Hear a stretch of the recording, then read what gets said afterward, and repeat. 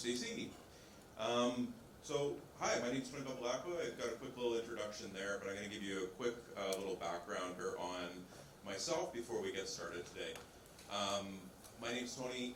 We do spatial analytics at Cognitive 3. What that means is we collect behavioral data in terms of how people interact in 3D space. I'm going to focus today's presentation on kind of educating folks on kind of the art of the possible, on what you can do with spatial analytics, the capabilities that they offer, and then I'll kind of jump into a use case as well, speaking a little bit more on like the training and simulation style of use case. Just a quick background on myself. I'm a second-time founder. I ran a product at an analytics company prior to this, more focused on the mobile space. So I have a little bit of experience kind of on the previous generation of solutions and how we solve these problems, particularly in the mobile category. And so I'm going to talk to that experience a little bit and how we ultimately came to our hypothesis on why Cognitive 3D was necessary and why we should build this business. Leap forward into a new era of 3D metrics beyond 2D. In the past, we tracked taps, clicks, and session times. User paths were linear and predictable. But in 3D, users have the power to dynamically interact with everything, reducing the effectiveness of traditional 2D metrics. It's no longer about passive content consumption. It's about active content participation. Access a magnitude of new metrics for human behavior, such as gaze, position, and hand movements. Get a new dimension of 3D insights with a purpose-built spatial analytics platform from Cognitive 3D. So I like to call that the art of the possible video because ultimately what I'm doing up here at Cognitive is trying to educate everybody on what the capabilities are in spatial metrics and what's different from the previous set of solutions versus what is possible from a spatial perspective. And ultimately, we have to start thinking about the paradigm shift in terms of how content consumption actually happens versus previous-based solutions. And so users are really moving away from this concept of like passive content consumption, where we are on our mobile phones, kind of engaging in a very passive way with our content, and moving into more active content participation, where I'm actively engaging in the world around me and participating more in a reality, as opposed to an experience simply that I'm participating in. And so the old way of how we measured these experiences was really focused on mobile analytics, very predictable passive funnels that were kind of linear in nature. We kind of knew what users were going to do. We gave them a path that they could take a few really specific actions, and it was really easy to measure in terms of how people interact within these particular pieces of content. Well, fast forward to the new way. We're now trying to deliver realities to humans. Well, what does it mean to be human? We have agency, much more personal, it's much more behavioral in terms of how I can interact with the content and how I can ultimately move through the experience. And so when we look at that particular problem set, the tools really fall short on understanding how people interact with these 3D worlds and ultimately how you can measure those outcomes and build better content. And so what that really introduces is kind of this massive surface area for developers. What does it mean to deliver a reality to a human? It's a kinesiology problem, it's a psychology problem, it's a human-computer interaction problem, all of these concepts. Now, if I was a mobile developer and I had a few folks in a garage, I could build a mobile app really effectively. We build up the user experience, we figure out what the flow is going to be, and go ahead and deliver it. Well, delivering realities are different. We don't really know how people are going to interact with the content, how they're going to move through, the things they're going to pay attention to, the things that they're not, and it's a much more complex solution. So how do we assist developers in building realities? How do we give developers better visibility on this new user agency in terms of how they can navigate through this content? And how are developers supposed to improve and build upon things when you can't really understand that user engagement? And so if existing tool sets really focus on providing visibility on predictable linear progression, we really lack a lot of visibility and foresight into how people are interacting within these 3D pieces of content. And so I wanted to talk just quickly about each of these different paradigm categories. In web, also very passive-based consumption, but a little bit broader in terms of how people could engage and move through these applications. Web kind of introduced this World Wide Web of being able to click on links, move between pages, and when we thought about optimization, how do we build a business on the web, we really cared about things like page visits. Were people sticking around? Did they bounce? Did they spend time on page? And we wanted to optimize those workflows. We could capture things like clicks and typing and other types of things that could give us some insight in that category. Well, along came mobile, right? And we started opening up into the mobile category. The experiences actually started to become more limited. They actually started to become more predictable in terms of the things that you can do. If you look at a modern mobile application, the majority of these have very, very few flows that you can actually go upon on a single page, right? They're actually somewhat predictable in terms of how you want to optimize and move somebody through an application. But they also offered new sensors, new capabilities that developers were able to capitalize upon to build better experiences. We fast forward to today with virtual and augmented reality, we have even more sensors, more capability, the full capacity to understand a user's engagement within an experience. We can capture things like their eye movements, how they move their head, how they move through their experience. What are they doing with their hands? Are they moving their hands like I am? And even being able to ingest biometric data as well. And so ultimately, being able to capture how a user participates in one of these immersive realities gives us a real greenfield opportunity to rethink metrics and how we're going to measure the effectiveness, the performance of these applications, and how we can make them better and more comfortable for our users as well. Virtual and augmented reality devices offer a massive depth in being able to understand user behavior and a user's perception. And I wanted to walk you through just a couple of these key inputs. When we think about things like eye tracking or eye movements, you know, I think an initial response people might think is, that seems like privacy invasive, right? The reality is when we think about eye movements in a training context or a specific type of use case where a value proposition exists, it can actually start to unlock new metrics, new opportunities to measure. And so when I see something like eye tracking, what I think about is a user's, kind of situational awareness. What are they paying attention to within a particular environment? In a training or simulation use case, that might give us better insights into if a user's paying attention or not, if they're distracted, those types of use cases. When we start thinking about 3D position, this is kind of a new concept. In a mobile application, if I can just move through a linear progression of screens, how do I measure how a human moves through a world, through an environment? How can I optimize where different value behaviors are happening within that environment? Did they prematurely leave the application? Did they do some sort of value thing like in an app purchase or something along those lines? Head movement can give us insights into what's capturing and keeping someone's attention within a particular environment. Hand movements can give us information around gestures and what people are trying to grab and engage inside of an experience. And in even the most advanced use cases, biometrics can unlock how somebody is physically reacting and engaging in one of these experiences. And so at Cognitive 3, we really focus on this idea that we need to unlock and demonstrate to developers in the most quantifiable way possible a extremely complex idea that we're going to deliver realities to humans instead of apps to consumers, right? And when you start delivering realities to humans, you need to really start thinking about what are we doing to build high quality content, right?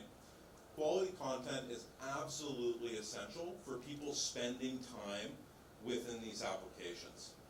And so when we started thinking about what does it mean to create a high quality immersive experience, we started to unpack that in kind of 3 primary areas.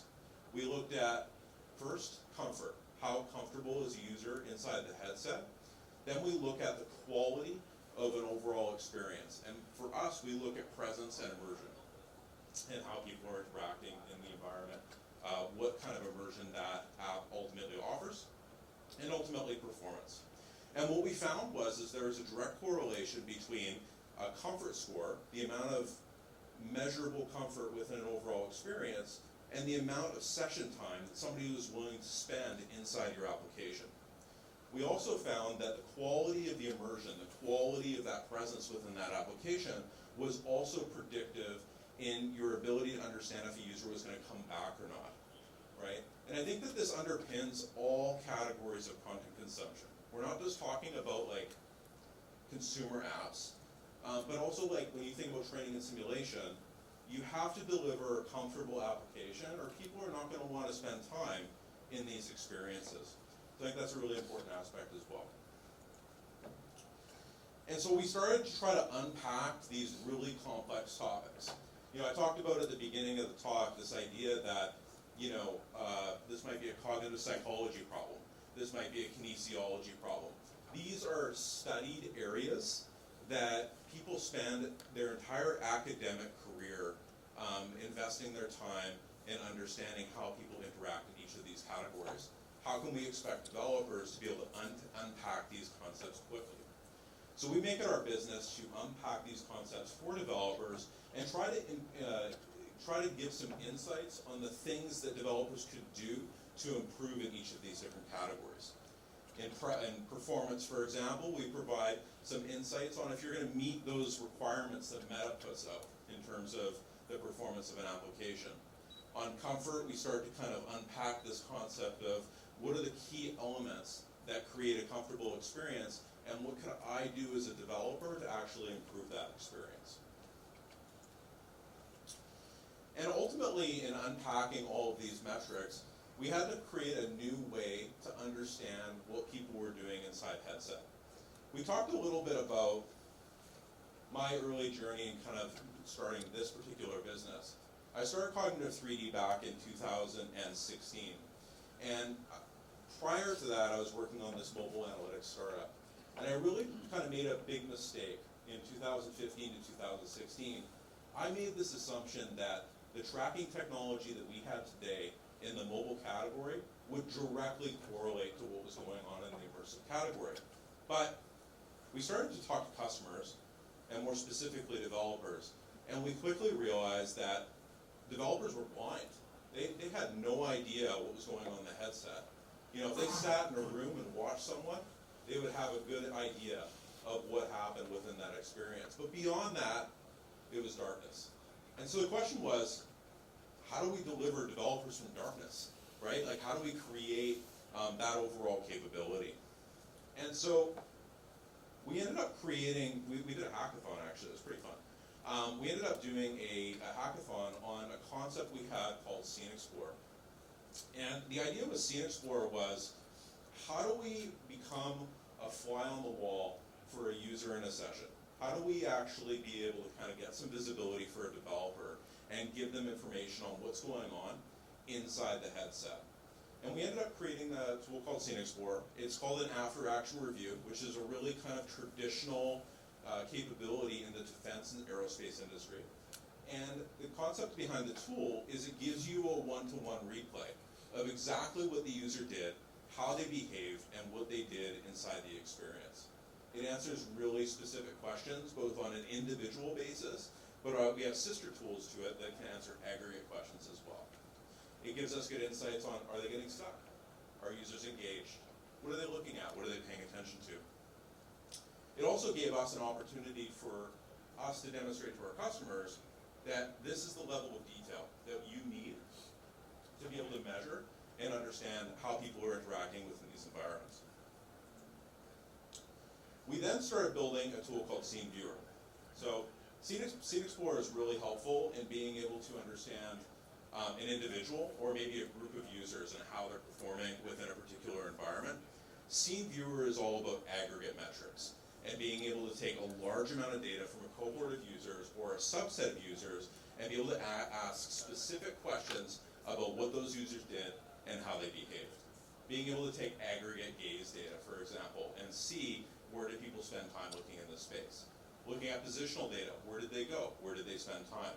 And also looking at spatial events, right? If a user took off their headset, if they made a purchase, if they got lost or exited the experience, where did those things happen? How can I give proper insight to the developer to be able to action on that data? And the reality was we had to build spatial tools to be able to answer spatial questions. And so ultimately, spatial context gives you a lot of opportunity to measure what's going on and how people are behaving in an aggregate environment. The third pillar was really around this concept of, if we have all of this spatial data, how do I make sense from it?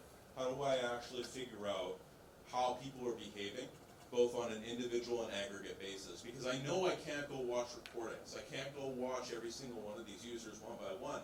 It's not scalable. It's not something that we can take into our business that actually solves a problem. And so what we ended up creating was something called the objective system. Very similar to funnels and what you would see in a mobile application, but what this tool gives you the ability to do is assess spatial data as well. And so you can start looking at, did the user look at this particular object? Did they spend time in a particular area of the scene? How did they navigate around the environment? You can create all these different types of business rules that answer questions about how effective a user was or compliant they were within a training scenario, or how effective they were within a mobile or within a consumer-facing application as well. Ultimately, by unlocking spatial data, you can answer literally thousands of questions on how people are interacting with environments, and honestly, it's really just relative to the experience that you're ultimately building. If you're building something in training and simulation, you're going to see a lot of value in being able to measure specific steps, to measure things like completion, compliance, and competency. You know, if you're building a new factory, right, or you're building a new manufacturing floor, you might be interested in things like ergonomics, which is kind of what we're showing here. This concept of, you know, if we're going to ask users to do things, can we measure that human experience and how people interact within that environment? Wanted to walk you through just a quick use case. This is in the enterprise training category with a Fortune 500. And I wanted to walk you through how they use some of these capabilities. So the first one was Scene Explorer. First and foremost, this was the #1 value proposition for this particular organization. Scene Explorer gave them the capacity to understand what was going on a completely remote basis across all of their different locations, all of their different experiences. So Scene Explorer really provided the visibility and the confidence that they were deploying something that was manageable, something that was trackable, and something that their stakeholders could access and understand. By leveraging those after-action reviews, they kind of surprised us with one of the value propositions. You know, we think Scene Explorer is valuable by itself, answers really great questions about what's going on. Well, they started talking about this concept of proof of work, right? What if we knew that training occurred? And they started describing to us this concept that, you know, when somebody does a video in a learning management system, or they go through some slides, they don't really have confidence that knowledge was acquired, right? They don't really have confidence that, you know, the information that we presented was consumed properly by those end users. But when you deliver something in virtual reality, the users do the work. They actually go through the experience, and not to mention something like Scene Explorer gives you a reporting that the work was done, right? It was done properly, it was done effectively within process. And so we started getting into this whole idea of, well, Scene Explorer is actually a proof of work. That could help with health and safety, it could help with legal and liability, all sorts of different categories. So that was pretty valuable too. Then we started talking about LMS integration. You know, a lot of our enterprise customers are trying to grow their programs. They're trying to make headsets multimodal in terms of not one use case, one headset, but one headset, many use cases. So they can actually distribute these programs. And one of the things that Cognitive does is that we can assess data from a wide variety of content providers. So if you go out and buy or license content from a whole bunch of different companies, you have the capacity to use Cognitive as your standard data collection capability, and then we can connect within learning management tools and other systems inside the business. The benefit of that is that you're not locked in with any one provider, you're not locked in with any content provider or other type of system, you end up with one standard data collection capability and one standard integration with your enterprise, as opposed to trying to do dozens of them with a bunch of different startups. The fourth capability was a tool that we launched called Exit Poll. And Exit Poll is a pretty interesting capability. We built it primarily to collect early feedback during playtesting. While enterprises started using it to collect literally tens of thousands of feedback conversations with their employees all across their territories. And so ultimately, this gave them some really fantastic insight on how people were perceiving these applications and ultimately how they were engaging with them. So ultimately, this enterprise use case, I wanted to present this just to give you some ideas of how we can take all of this data that we're acquiring from a spatial perspective and be able to boil that down into something that's a little bit more actionable for our end users and customers. On the enterprise side, obviously a really good fit, but you can also use this in kind of consumer research applications as well, academic research, and consumer-facing apps. With that said, thank you very much, and happy to take a question or two if anybody has one.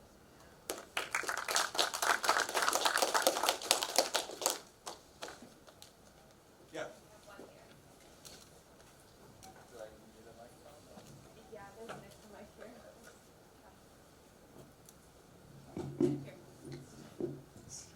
Hi, thanks for the presentation. I was wondering, with more applications now becoming more towards mixed reality and using real-world objects and environments, have you thought about how to handle, say there's a training scenario where I have to pick up a real object and a virtual one?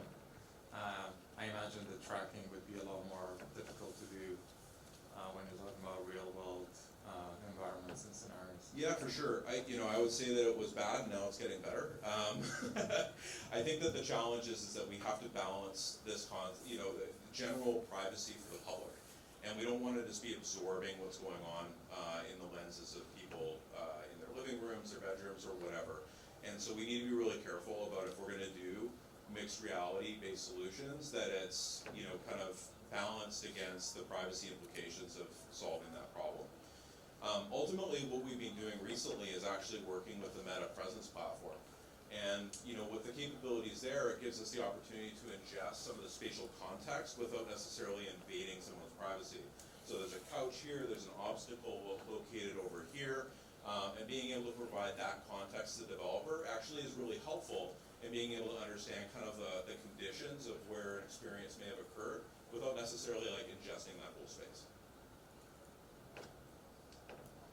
Perfect. We have time for maybe one more question if anyone has anything they would like to ask Tony. Cool. Thanks for coming. If not, thank you so much, Tony.